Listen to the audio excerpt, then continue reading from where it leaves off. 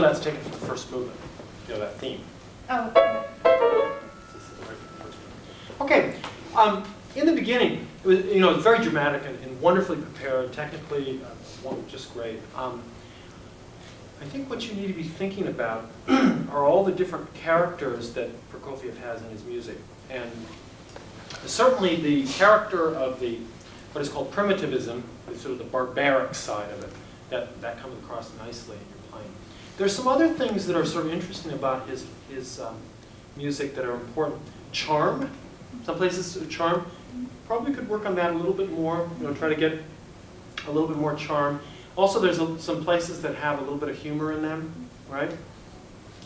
And also, you need to work a little bit more on the lyrical legato sections, so that they almost have a dreamy kind of impressionistic character to them. But the number one rule about legato playing is that you connect the lines, and I think a couple places you might be able to work on, practice without pedal to connect lines. We'll work on that a little bit.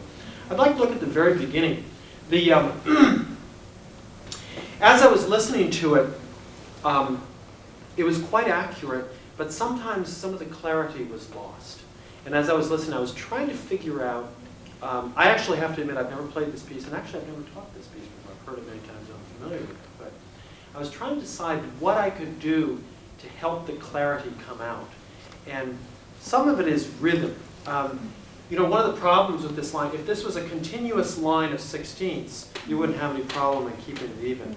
But the fact is you've got a rest in there, and the rest kind of throws things off rhythmically. So I'd like to experiment with something, and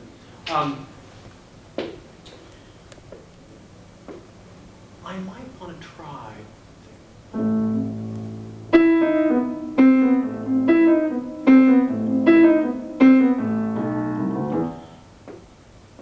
This is very bizarre, but I want you to try this.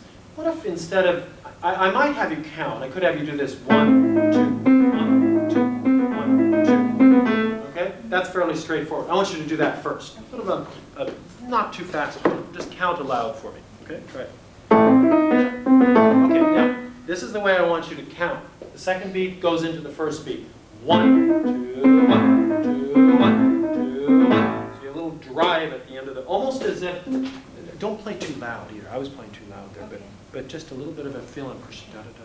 Count aloud. 1, 2, 1. I want you to count with me before you start playing. So we're doing 1, 2, 1. But make a crescendo in your voice. So 1, 2, 1, 2, 1. So it has a drive in it. Okay, try it again. 1, 2, 1, 2, 1. Good. And play now while you keep counting. 1, 1, 2, 1. But you see, but what we need is that second beat. We need the second beat leading. 1, 2, 1, 2, 1, 2, 1, 2, 1. Okay, try it. 1, 2, 1, 2, 1, 2, 1. Good. Can you go a little faster? 1, 2, 1, 2, 1, 2, 1. Good. Now, that's the energy. Now play the piano. But keep counting. We got lost there. 1, 2, 1. I didn't feel the 2 going in. 1, go. 1, 2, 1.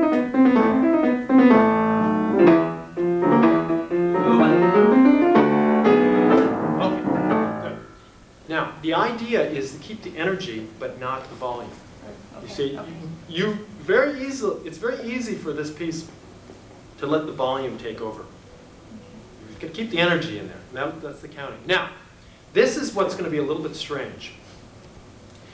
What if I move the beat over so that all of your beats are no longer where they appear? But I'm going to put the first beat here, and I'll put the second beat of the measure there. Now, this is a little bizarre. I want you to try this. 1, 2. We'll just do right hand alone first. 1, 2, 1, 2, 1, 2. So you do it all backwards. Okay. So we have energy here. 1, 2, 1, 2, 1, 2, 1. You see how that works? Try it. It's very hard.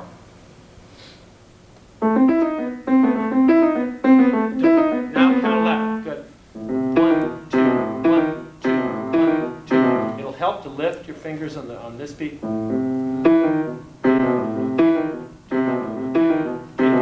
Okay. 1, 2, 1, 2, 1, 2, 1. Okay, good. You don't have to do it very far. But now, why do you think I do that? Let me explain. Sometimes I don't hear the ands. In other words, all I hear is this. And I don't hear. The ands are important too, equally. Now,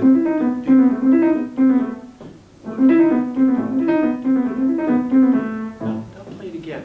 I don't want you to count this time, just feel it. Okay, go ahead. Both hands. Go. But quiet.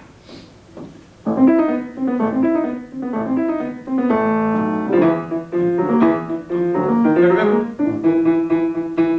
Now. One, two, four.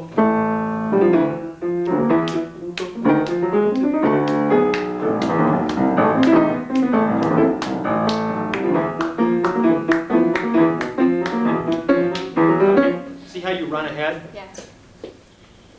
What this is, now this is at a very high level of playing. You have a very good sense of rhythm on the strong beats. You do not have a good sense of rhythm on the off beats. And we're not talking about accents. We're talking about accuracy and drive on the afterbeats. Okay? It's what I call internal rhythm. For those of you who are teachers, I don't work on this with younger students. This is quite advanced. But you understand the point of the rhythm, how important rhythm is, the insides of the beats, what happens between the beats. That's why sometimes when I hear a student play, I say, well, they're really good. They're hitting all the notes and everything. And then I look at the rhythm, and if they play with the metronome, it sounds great. It's right on the rhythm. And I say, well, what's wrong? It's what's between the beats rhythmically. So I think that would help you if you do those little exercises, both first the counting, and then try to shift things over. So you start thinking, and actually becomes sort of a fun exercise after a while. There are lots of different variations on that too. But anyway, think about that when you work on, especially that passage in the beginning. Okay, all right.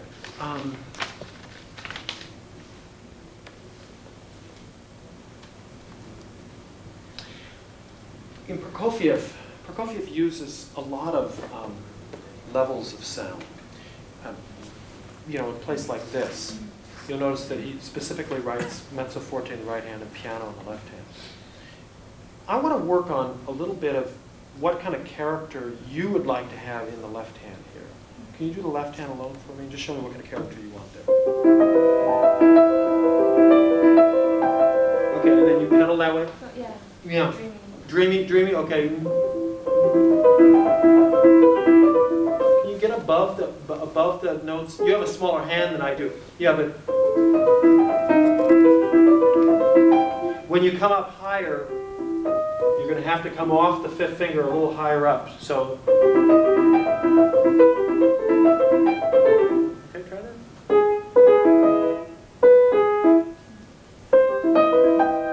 Good. Your fifth finger is a little bit stuck. Just try that. Do the big jump. Yeah, the G. Right? I'm sorry, I'm playing the wrong note, excuse me. So D sharp. It's in the D sharp, right? The second. Yeah. From this one, da da da da, right there. Now, can you come up a little higher? At a very light touch, so you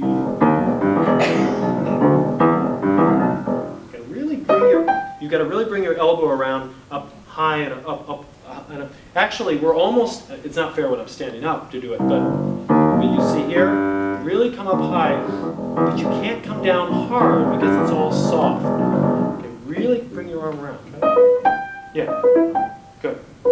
But this note is not the top note. It's the first note coming down. You ever think about? So you're thinking. Now you're thinking. Not going up. So this is top note going down, top note going down, and then top note going down. Right. Okay, now put your pedaling in. Do you put? Yep. You're still approaching this note here from this angle. You're going this way. You've got to come way up. So you actually you arrive right coming down this way. Okay? You've got to get way up over high. Yeah. And if you can, the best way to play with your thumb is back here. And so you're coming up here. When you land, you're right there. You see? On the back of the key. Not like that. You're going to run into problems technically if you have your thumb forward. Keep your thumb back. So see where I have my thumb here? So,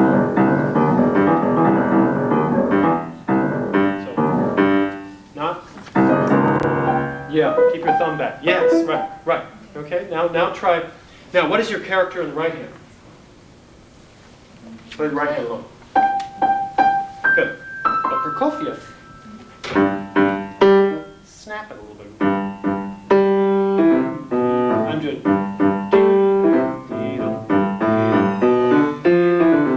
Right hand a little. Yeah. Good. Okay. This has to have more of a wit to it. That's what we talk about the humor. Oh, by the way, Jason, you're going to be playing for Sonia Leong in her class. Oh, okay. So if you wanted to go over there. Okay. Okay. This is where we need to have the wit.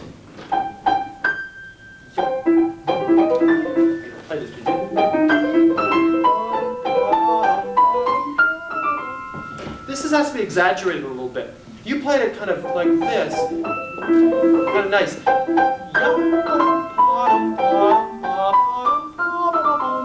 Bring it out. You know what Expressionism is? You studied that in school at all? Expressionism came about at the beginning of the 19th century in the